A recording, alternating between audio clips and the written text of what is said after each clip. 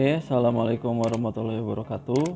Kali ini kita akan melanjutkan pembahasan mengenai statistika. Nah, kali ini kita akan ke penyebaran data. Sebelum pembahasan dimulai, selalu ingat bahwa matematika itu gampang, penyebaran data itu gampang. Oke, kita mulai pembahasannya. Penyebaran data yang akan kita bahas pada pertemuan sekarang adalah mengenai kuartil, desil, dan persentil. Nah, ketiga konsep ini sebenarnya sama cara penyelesaiannya, cuman berbeda di angka di rumusnya saja. Untuk kuartil dia membagi datanya menjadi 4 bagian. Kalau kuartil, kalau desil dia membagi datanya menjadi 10. Dan untuk persentil dia membagi datanya menjadi 100. Nah, karena perbedaan konsep ini, inilah yang membedakannya di penggunaan rumusnya. Sebenarnya rumusnya cuman ada satu masing-masing untuk data tunggal dan data berkelompok. Jadi cuman berbeda di angka ininya saja. Untuk data tunggal, untuk mencari kuartil, desil, dan persentil sama, yaitu I dikali N ditambah 1 dibagi. Nah, untuk kuartil dibagi 4. Ini kalau kuartil. Kalau desil dibaginya jadi 10 kalau desil. Kalau persentil dibaginya 100. Jadi cuma berbeda di sananya saja. Untuk pembilangnya mah sama, yaitu I dikali N ditambah 1 dibagi 4 untuk kuartil, 10 untuk desil, atau 100 untuk persentil, tergantung soalnya. I-nya itu merupakan kuartil, desil, atau persentil keberapanya. Ini untuk I. Sedangkan N-nya ini merupakan jumlah datanya atau jumlah frekuensinya. Itu untuk data tunggal. Sedangkan untuk data berkelompok, setelah kita mengetahui kelas kuartilnya, kelas desilnya, dan kelas persentilnya, kita tinggal menggunakan rumus yang ini. TB ditambah I per N dibagi 4 untuk kuartil, 10 untuk desil, dan 100 untuk persentil, dikurangi F besar dibagi F kecil dikali C. Jadi hanya berbeda di angka penyebutnya saja. Kalau kuartil penyebut di sininya 4, kalau desil 10, kalau persentil itu 100, yang lainnya sama. TB-nya ini merupakan tepi bawah kelasnya, kelas kuartilnya, desilnya, atau persentilnya. I-nya desil, persentil, atau kuartil, desil, kuartil, atau persentil yang dicarinya. Sedangkan N-nya jumlah datanya atau jumlah frekuensinya. F besar jumlah frekuensi sebelum kelas yang ditanyakannya. F kecilnya merupakan frekuensi kelas yang ditanyakannya, apakah kuartilnya, desilnya, atau persentilnya. Dan C-nya merupakan panjang kelasnya. Sudah cukup sampai di sana rumusnya. Jadi tidak terlalu banyak rumusnya. Oke, kita mulai ke pembahasan contoh soalnya. Contoh soal yang pertama. Diketahui data 9, 10, 11, 6, 8, 7, 7, 5, 4, 5. Yang ditanyakannya adalah persentil ke-30-nya, desil ke-8, dan kuartil kedua. Untuk mencari masing-masing dari soal ini, langkah yang pertama adalah diurutkan datanya mulai dari yang terkecil sampai dengan data yang terbesar.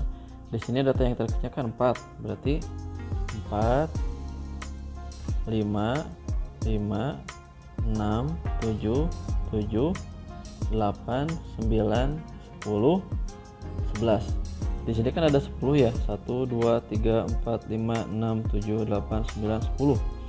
1, 2, 3, 4, 5, 6, 7, 8, 9, 10. Itu pas. Itu datanya setelah diurutkan dari yang terkecil sampai ke yang terbesar. Kita mulai mencari untuk yang persentil ke-30. Untuk persentil yang ke-30-nya, berarti I-nya kan rumus awalnya ini, I dikali N ditambah 1 dibagi, karena persentil berarti di sininya 100. Di sini kan N-nya 10. I-nya berarti yang ininya yang 30-nya.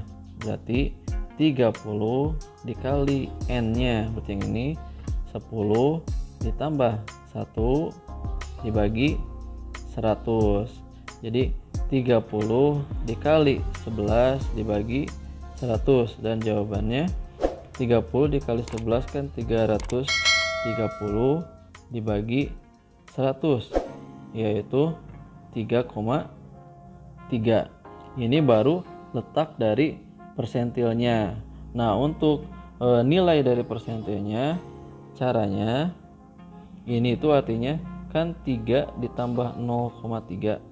Nah, sehingga untuk mencari nilai dari persentil ini adalah data ketiga, yang ini data ketiga ditambah yang ini sisanya 0,3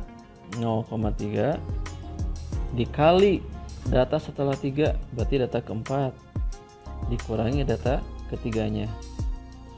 Oke, sekali lagi, ini kan baru posisinya atau letaknya. Nah, untuk nilainya, untuk persentil ke-30 ini berarti karena di sini kan 3,3 kan artinya 3 ditambah 0,3. Berarti untuk mencari nilai dari persentil ke-30 nya, data ketiganya itu X3 ditambah sisanya yang ini 0,3 dikali data setelah 3-nya, berarti data keempat, berarti X4 dikurangi X3 nya. Nah, di sini kan data pertama, data kedua, data ketiga, dan seterusnya.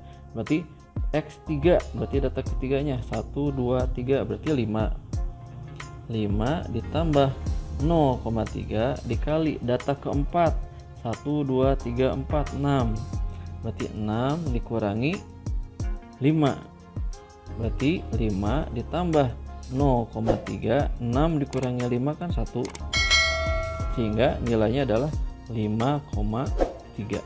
Ini nilai dari persentil ke-30 nya. Oke, kita lanjutkan untuk mencari desil ke-8. Desil ke-8 caranya mirip dengan cara mencari persentil. Berarti I dikali N ditambah 1 dibagi, karena ini desil berarti dibaginya dibagi 10. I nya berarti 8 dikali N nya 10 ditambah 1 dibagi 10, berarti 8 dikali 11 dibagi 10, berarti 88 dibagi 10, dan hasilnya adalah 8,8. Ini baru letaknya. Sekarang kita akan mencari nilainya, nilai desil ke-8 nya. Berarti 8,8 kan 8 ditambah 0,8, berarti nilai desil ke-8 nya adalah data ke-8 ditambah 0,8 dikali data ke-9 dikurangi data ke-8.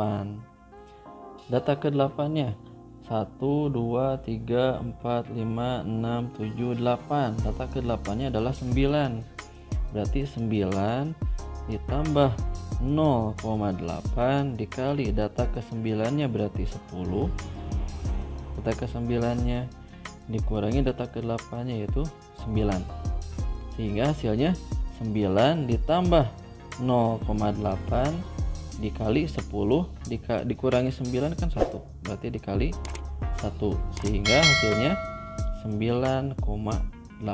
Ini desil ke-8 nya. Terakhir, kita akan mencari nilai dari kuartil keduanya.